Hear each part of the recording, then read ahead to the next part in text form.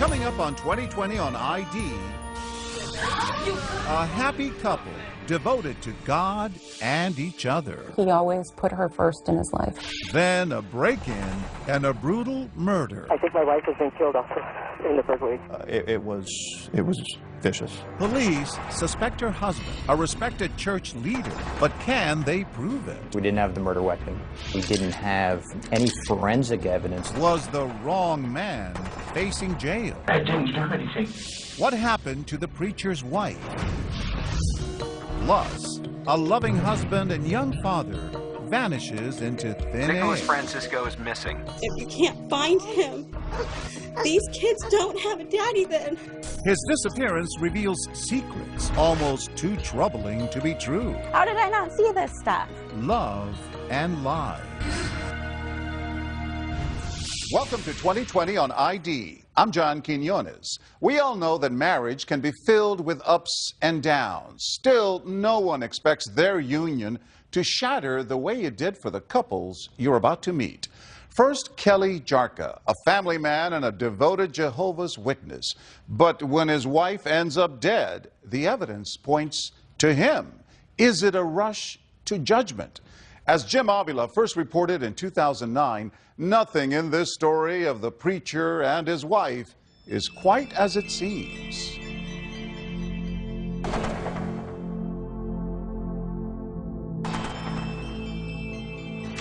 Master bedroom, bathroom. Master bedroom, bed. Blood stain on the pillow. A spring morning, police rummage through what's been reported as a home invasion. The peaceful, pious world of Jehovah's Witness minister Kelly Jarka, his wife Isabel, and their two children, now a frantic mess. Their upscale home in the faraway Los Angeles suburb of Murrieta is now filled with disheveled drawers, ransacked cabinets, and more. 911, what is your emergency? Hello? Yes, can we put in a robbery? You were just robbed? Yes. Dew is still on the lawn at 8:45 that morning as Kelly Jarka returns from a neighborhood coffee shop to find what he says are all the signs of a burglary gone wrong. I could hear the baby was crying, so I yelled out to Isabel, Isabel, what's wrong with the baby? And then as I proceeded up the stairs is when I found her. So you go up to the top landing, that's where your master bedroom is? And what do you see there?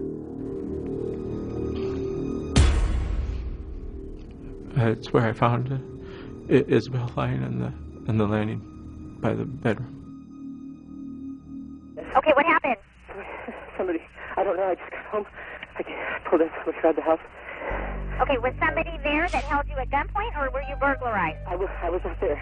You weren't there? No. Okay, so your house has been burglarized. Yes. But as you were about to hear, 30 seconds into that 911 call, Kelly Jarka reveals one more detail. I think my wife has been killed. What, sir? I think my wife has been killed.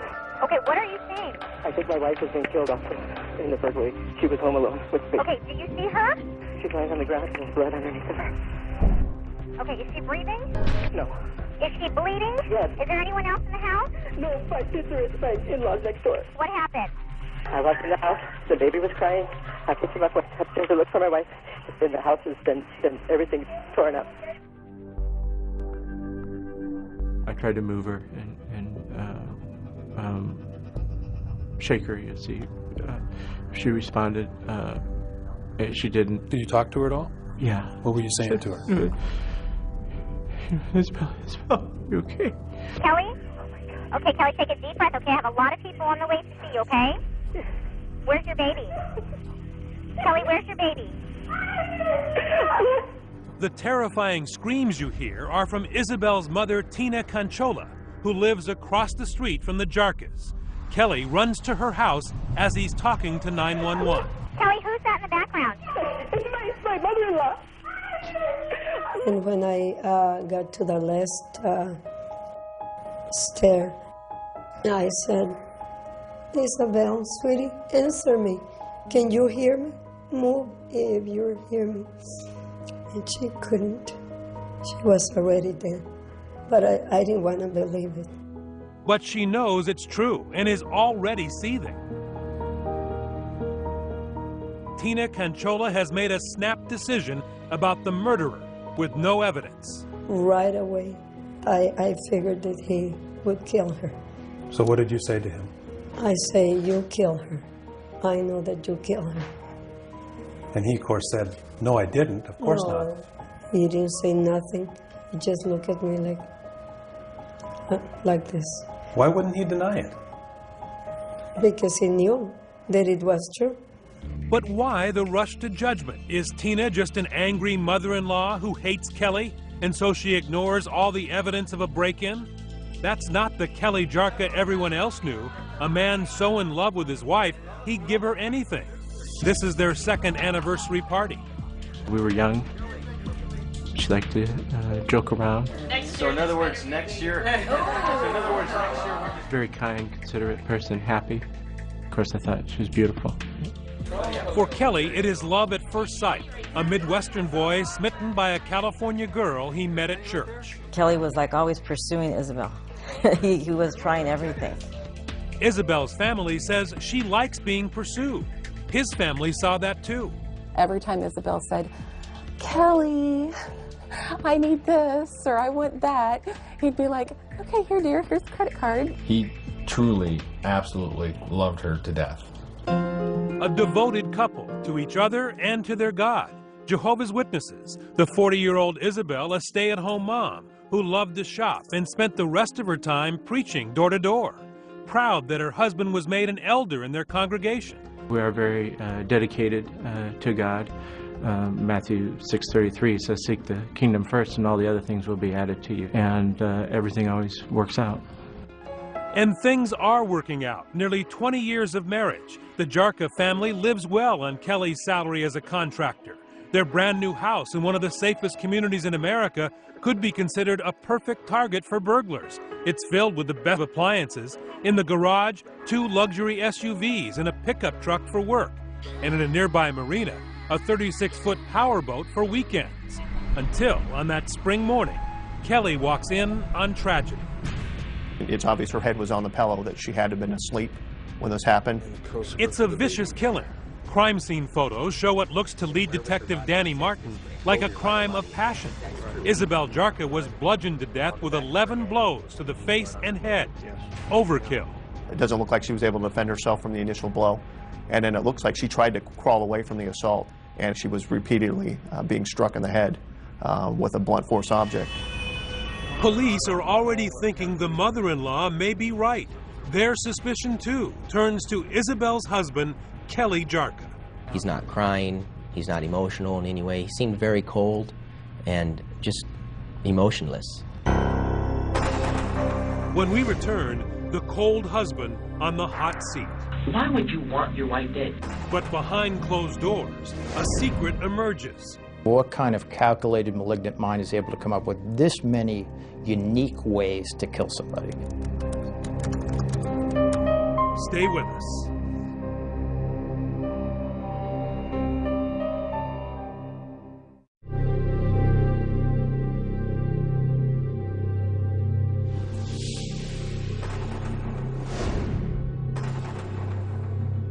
For 39-year-old Kelly Jarka, it has been a day like no other. He finds his wife brutally murdered after he makes a trip for coffee. I think my wife has been killed. Calls 911 and is immediately accused of murder by his mother-in-law, and then rushed off to the police station where the cops let him sit so they can watch his body language.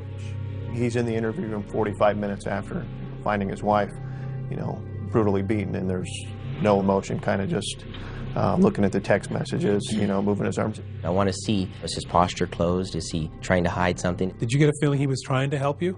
No, I had a feeling that he was trying to limit his exposure. So when you're sitting there, why are you acting that way? I was in shock. I was concerned about what had happened, and I didn't know what to think. Now, the prosecution and even the police believe your affect was a demonstration of your guilt. Why is that not true?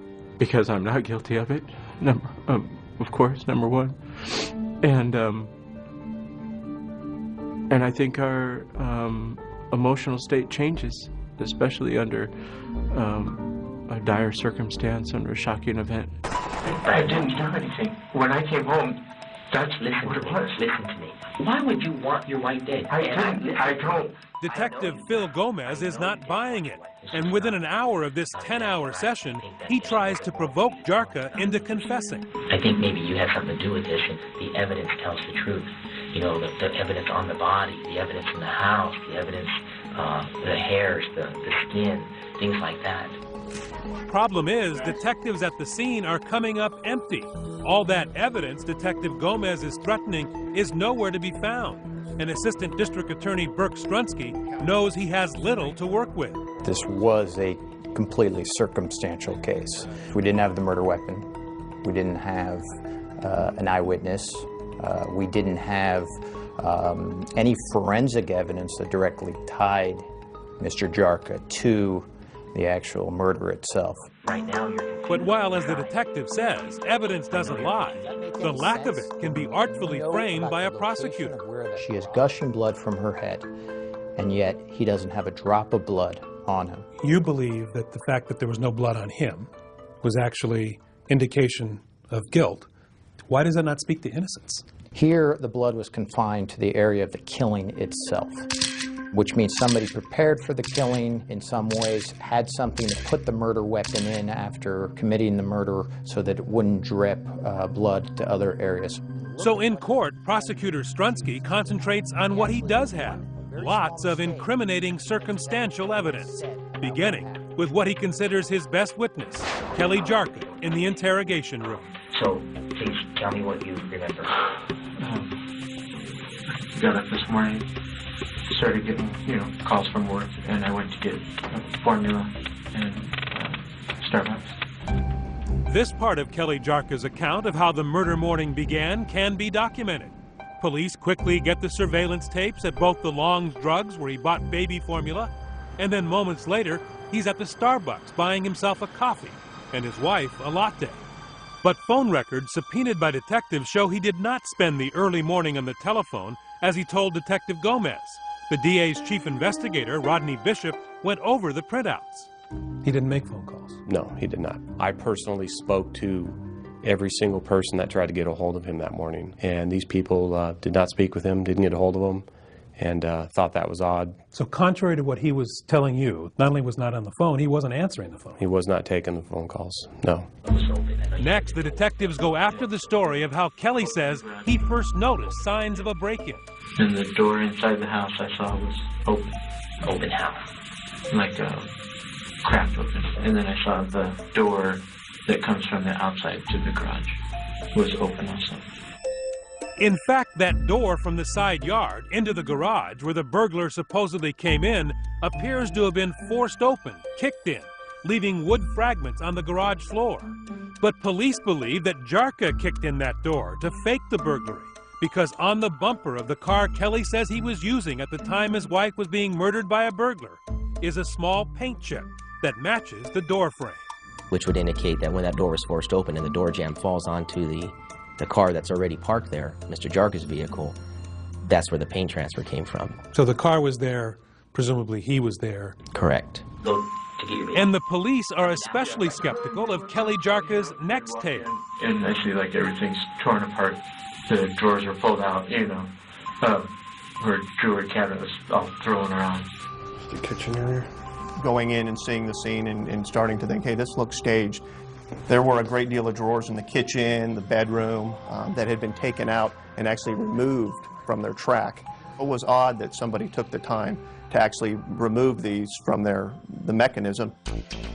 They also think it's strange that the phantom burglar, as they call him, left behind $500 in a bedside table and a laptop computer, while taking a much heavier and more difficult to sell desktop computer tower. But all that pales to this bombshell. What the prosecutor says is the clear motive for Isabel Jarka's death. He did it to make $1.3 million in insurance. 3 weeks before Isabel was murdered, Kelly Jarka arranged for 3 new insurance policies on the wife he had never insured before. He is vague about them during his interrogation. I don't even know who the policy is. We had a friend who got sick like a year or something ago, and so she wanted me to get life insurance and everything. But that's recently. It's probably not even in effect yet. I don't know. But the policies were in effect when Isabel died, and while Jarka told police he didn't know where his wife kept them, the documents were found in a file cabinet with his, not Isabel's, fingerprints on them. You would have to be an idiot to take out life insurance on somebody 3 weeks before. I don't know how anyone would think that they could do that and get away with it. But the prosecution claims Jarka was desperate enough to be reckless, high living, leaving him deeply in debt. He shows the jury this bank letter dated days before the murder, warning him that he is in default, 2 months behind on his mortgage. Things were really coming down to the wire as far as foreclosure on the house. And Isabel's mother says there was enough financial stress at home for her daughter to openly threaten divorce. Mom, if I go, me and my kids to your house to live with you guys, do you agree for me to stay there? They say, of course. Not enough incriminating circumstantial evidence yet? Here's another smoking gun. One of those laptops left behind is jammed with suspicious entries. Those searches give you a glimpse into the mind of a psychopath. The thought process that goes into even thinking about how many ways that he could kill his wife shows a demented resolve in planning to end Isabel's life.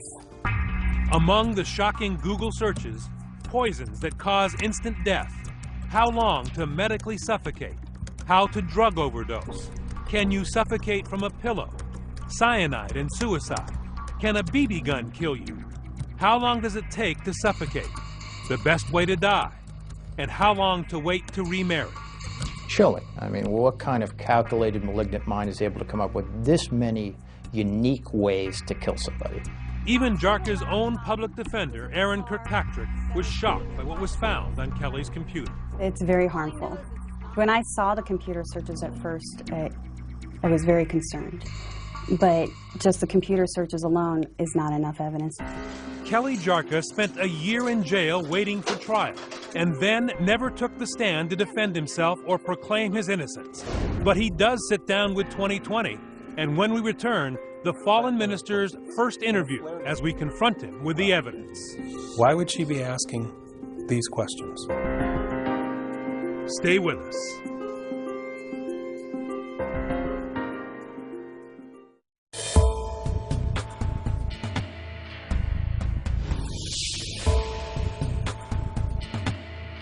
It all seems so far away.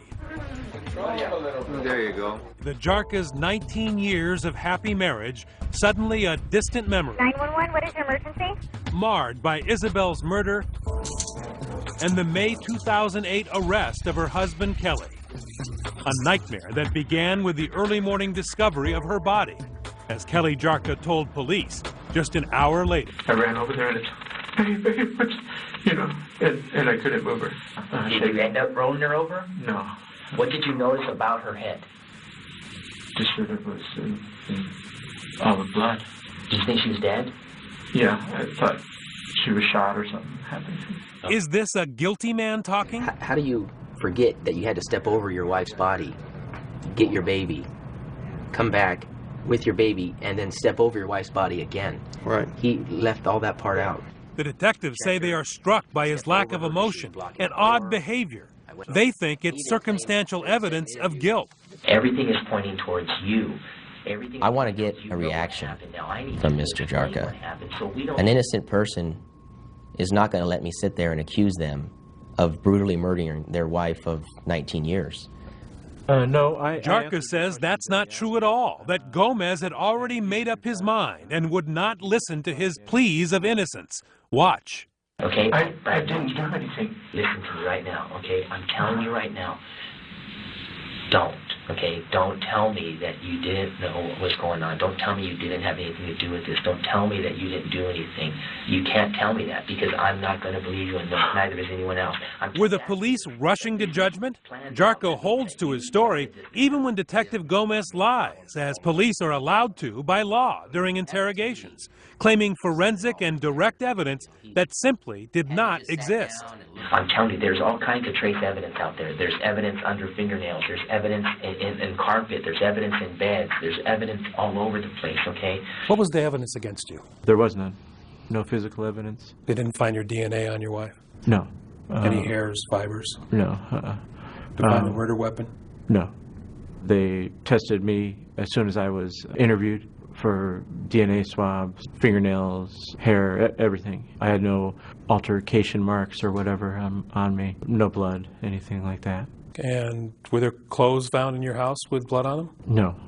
How about the drains? Were those looked at? Yeah. Did they find any blood? Nothing. How about any bleach that might have been used to destroy the blood? Nothing. So there's no physical evidence that you either were covered with blood or tried to get rid of the blood in your house? Correct, as well as in our vehicles. But what about all that damning circumstantial evidence? Kelly Jarka says the prosecution exaggerated his financial troubles, and in fact, a careful read of Jarka's record shows he was not in any danger of imminent foreclosure. Defense attorney Aaron Kirkpatrick. And then he'd make a payment, might get a little behind, and not dire. So was it fair to tell the jury that he was desperate and was being foreclosed upon? Absolutely not, because there's no evidence of it. Despite what his mother-in-law says, Kelly Jarka denies any serious marital trouble. And in fact, Isabel had never asked her church or a lawyer about divorce. Police were never called to the house for domestic violence. We never discussed divorce. We just had a 6-month-old baby. We were happy. But what possible explanation could he have for those sinister computer entries about death, remarriage, and insurance payouts? First, he says the computer had no password on it and claims his wife made those horrific searches. Who was asking these questions then? I would have to say Isabel. You know this woman pretty well. Mm-hmm. Why would she be asking these questions? We did co-sleeping with our baby. She was concerned for his safety as far as suffocation, things like that. Wanted to remarry after death. She had a friend who lost her husband in death.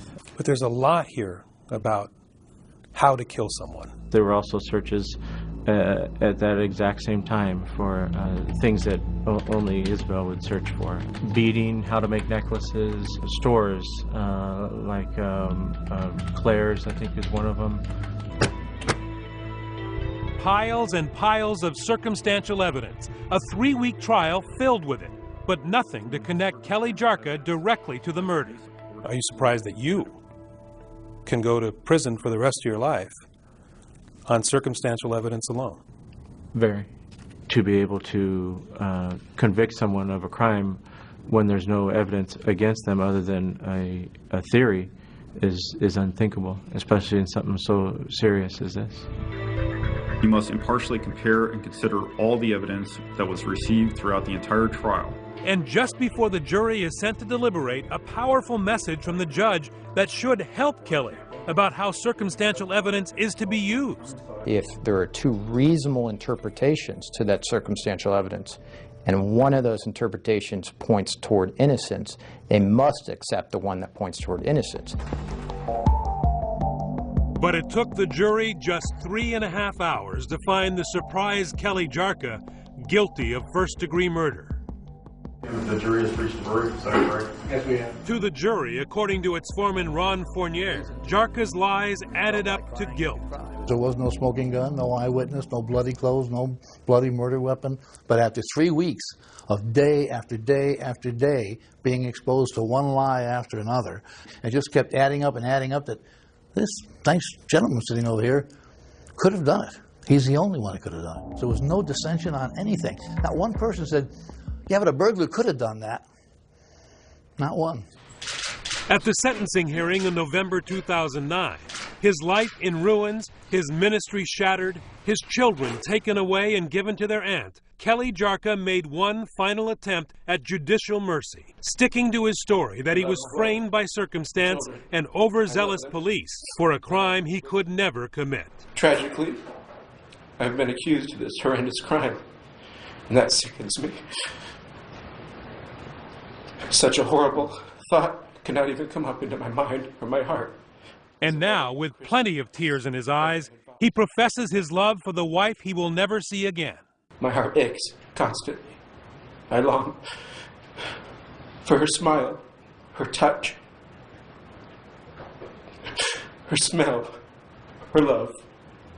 But the last word comes from the judge. Unimpressed by the lack of direct evidence, he tells Jarka the circumstantial was overwhelming. And the defendant's conduct and his actions of murdering his wife of nearly 2 decades, and the planning and the deliberation, the deception, and coupled with that brutality and that violence and those horrific injuries that he inflicted on his wife, are chilling and disturbing. Finally, after chastising Kelly Jarka for showing no remorse, he sent the fallen minister off to life in prison without parole, with these words ringing in his ears. The court can't offer any reason, any comfort other than to say pure evil. That's all it is, pure evil. People are going to remember this case because they're going to reflect for a moment. They're going to tremble when they hear the name People versus Kelly Lee Jarka. Kelly Jarka appealed his conviction, and it was denied. The couple's children went to live with Isabel Jarka's sister, and as of 2011 are reportedly doing well. Up next, a husband and a father who suddenly disappears. The search is on for a SeaTac father who's joined the search for a missing man as new clues. And he leaves behind a trail of secrets. There's a bit of a dark side to him, troubled. Stay with us.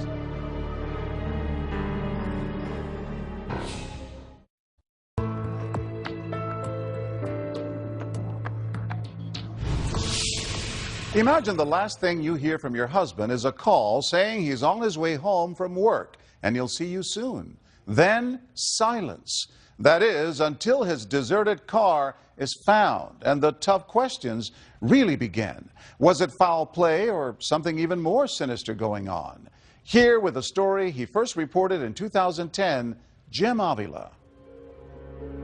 The search is on for a SeaTac. Dozens joined the search for a missing man as new clues. Searching the bank and... It roared across Seattle's front pages. Breaking news on TV. Not seen since Wednesday. February 2008. Family man Nicholas Francisco, gone missing on his way home from work. Wednesday night today. Simply disappears. Search is still ongoing, and he loves us more than anything. Who was this 28-year-old young man from the Northwest? He had built a life and family with Christine, a small-town co-ed he met 9 years earlier by chance at art school. In walks this guy, a very good-looking guy, and honestly, my jaw dropped. Attractive and kind of funny, ready to joke around with the guys, like his best friend, Matt Donovan. He was a great guy to be around. He was kind of a little bit crazy. The guy sticking his head out the window, yelling and screaming as we're driving. He says both Christine and Nick shared difficult childhoods. His father walked out on Nick when he was just 16. But that didn't scare him away from marriage. 2 years after they met, Christine and Nick were wed. And you were deeply in love. I was. He was everything that I had dreamed of. I felt like Cinderella. Christine's family secret, she says she'd been abused as a child, but now had finally found someone she trusted in Nicholas. When you're a little girl and you're thinking about your knight in shining armor, he was it. Soon daughter Zaya was on the way, followed by son Noah. The Franciscos were regulars at a conservative church, and Nicholas got a job as art director for the ad agency Publicis. He was a likable guy. He had a sense of humor. Likable, says his boss, Christina Muller-Eberhard, yet a bit mysterious. There's a bit of a dark side to him, troubled, I should say. He kept a lot to himself. Perhaps he was worried about money. With 2 kids and Christine newly pregnant with a third, the family budget was stretched. Christine opened a home business making custom aprons and selling them online. And on February 13, 2008, she sends him off to work without complaint, not knowing it would be for the last time. And then he kissed me on the forehead, and he goes, "Oh, my poor sweet Bella, I love you." Just after 6 that night, Nicholas calls and promises to be home soon to bake Valentine's Day cookies with Noah and Zaya. And she was excited because she loved to do things with her daddy, and Noah was excited. At the office, all is well. He seemed happy. He seemed actually in a pretty good mood, and he was making jokes. While at home, Zaya, Noah, and Christine are waiting, the clock ticking. the cookie dough primed. When he didn't come home, what happened? She looks at me and she goes, "Mommy, why didn't Daddy come home and make cookies?" And at that point, I was a little irritated, a little angry, because he broke a promise. So by 9 o'clock, you're starting to get a little agitated. I was worried. I was really worried, because I wasn't like him. He always called me. She calls his cell phone repeatedly, but no one answers. So Christine finally puts the kids to bed. And at 10 o'clock, she calls 911. She said, if he's still missing in 3 hours, call us back. I said, okay. So I paced around my house for 3 hours. Christine does what she can, frantically calling hospitals, friends, and family. No one has heard a thing. And at 1 in the morning, now desperate, she calls police back. I said, you don't understand. He's not the same as every other man. This man wouldn't leave me. He wouldn't just walk out. Police react quickly for a missing persons case. Detective John Holland is assigned the next morning and finds little suspicious. We had no known motive. He wasn't in the drug world. No. He didn't have people who were on the outskirts of society. He didn't associate with them. No. He was pretty much a homebody. That's correct. And outside the police station, an army of friends and family, church members and co-workers organize a massive search, led by family friend Lee Brown. Following his usual route home, we cut that area up into like 5 different areas. We drove for probably a solid 6 hours. Missing posters go up. The ad agency where Nick worked hires a private eye and shuts down his entire department to hit the streets and hand out flyers. We were worried. We were really worried. One of your coworkers go missing, you want to do something about it. Hi. We have a friend of ours that's been missing since Wednesday. I don't know if you've seen it on the news. Out-of-town friends show up, including best buddy Matt, who consoles Zaya and the very young but very concerned Noah. He asked where his dad was, and it just killed me. It tore me up inside because, I shouldn't have to answer this question for him. His dad should be here. Then the news media kicks in. First local TV. And if you can't find him, these kids don't have a daddy then. The Seattle paper. And the story goes national on the America's Most Wanted website. Suddenly, Christine is flooded with not only volunteers, but donations. The community was amazing. The donations kept flooding in. I was overwhelmed. And not just financial. People brought clothes. They brought food. And they searched for your husband. They took their time, their efforts. They left their families for days. Amateur sleuths from around the country offer clues and plots. Some wonder if Nick's wife killed him. At least 2 psychics tell police he's dead. Police consider that too and bring Christine into the station for questioning. That was awful. To have a police car come up to my driveway. I've never had a speeding ticket. This is out of her world. Absolutely, without a doubt. This was completely a place she had never been to before. They were asking you some pretty tough questions. The toughest questions of my entire life. I was accused of things that never even crossed my mind. Like what? Murdering him, cheating on him, scamming the public for donation money. Could this be another domestic murder? Sweet little Christine behind her husband's death? They ask her about life insurance and all those donations. Detective Holland leans back in his chair and puts his leg up and he kind of chuckles at me and smiles. And he said, "Come on, Christine, tell me what's going on. Did you scam the public?" I was outraged that he was accusing me of that. And she got adamant. She got indignant that Yes. you were asking her these questions. Yes, and that is something that we were watching very closely. She was insulted. Absolutely. All I wanted was my husband to be found. Leave me alone. Find my husband. A clue is uncovered in the search for a missing SeaTac man. Will a rush of new leads clear Christine? Everything changes after a search of Nicholas's office desk turns up a disturbing receipt. There were condoms on the receipt. I said, "There's no way." I said, "I'm pregnant. We have not used condoms." Stay with us.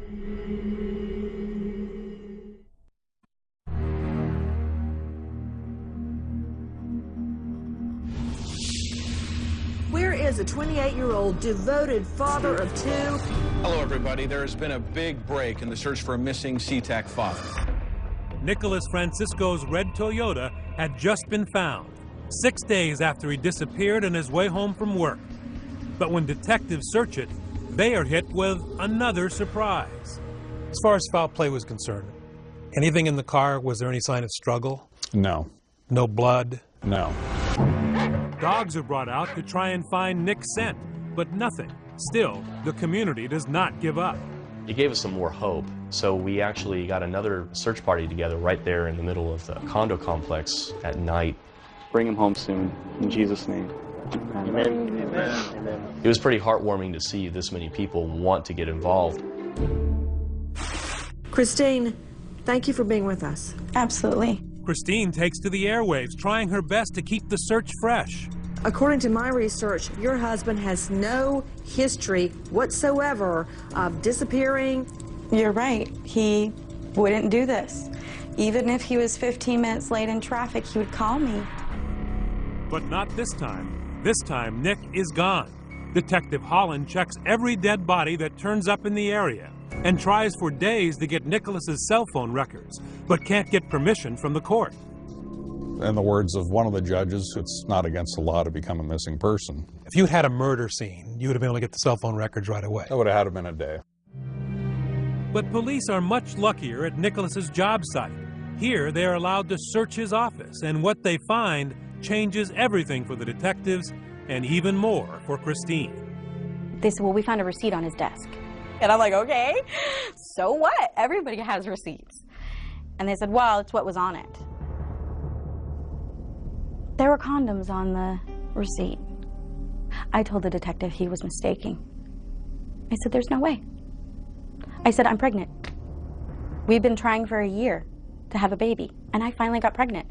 We have not used condoms. The person at the register made a mistake. Christine's life is crashing down around her. First, condoms she knew nothing about. Then on Nick's computer, evidence from financial records that her beloved and trusted husband is hiding money in a secret account. That account was used to pay for things he didn't want me to know about. She can see from records that he's been eating out while she's been struggling to feed the kids. And back at the police station, Detective Holland has finally obtained those cell phone records. And what'd you find out? Nicholas Francisco had a double life. Nick had been living a secret life, making calls to other women he was dating on the side. How awkward was it to have to put it in black and white to her that her husband had a second life? It was either that or deliver the other news, and that he was a victim of a homicide or foul play. Detective Holland showed her evidence that Nick was not only cheating, he was a player, a swinger, with internet names like Funtime Steven and Horny Steven. His MySpace page listed his interests as women, couples, sex, nudity, and his sexual orientation as bi. Some of that money in the secret account was used to pay for adult websites specializing in hooking up. He was soliciting sex. He put pictures of himself out. When I saw those pictures, I felt so sick. It was too much. It was just too much. Clues lead police and Christine to an anything-goes sex club in Seattle, salaciously called The Wet Spot, as well as a local bar where he met swingers at their weekly parties. I feel like an idiot. How did I not see this stuff? So there were red flags when you look back. When I would call him on his cell phone when he was supposed to be working late, there would be loud noise in the background. I'd say, well, what's that? Because I'm like, it sounds like you're at a bar. No, I'm in the kitchen and, somebody's doing dishes. And stupid me believed him. Now the evidence was too hard to deny. Police had cleared Christine of any notion of foul play, but she was torn between, okay, he's alive, and I wish he was dead. I'm being asked to choose between two bad situations. And yeah, the one that would hurt the least would be that he was dead, because that means that he didn't actually choose to leave me and my children, that he didn't actually choose to walk away. Christine soon files for divorce, making Nick an official deadbeat dad. She gives birth to their third child, a baby son. Police kept looking. They made Nick the king of spades on a missing persons card deck, but the case loses momentum. Until Christine gets a phone call that nearly floors her. A state bureaucrat wants her to know she has a child support check waiting for her. And I said, are you kidding me?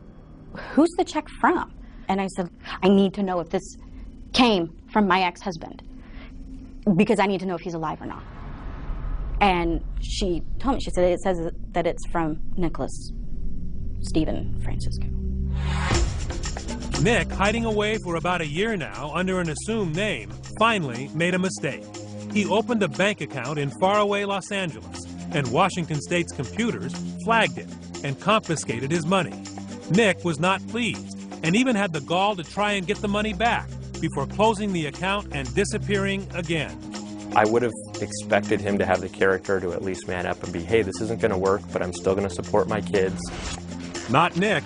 He doesn't even want to see pictures of his kids when we track him down outside his new home in Los Angeles. I'll show you a couple pictures maybe you want to see of your kids. Tell us why you would, it's near almost Father's Day, and why you wouldn't want to see them or abandon them. Can you tell us at all about what happened?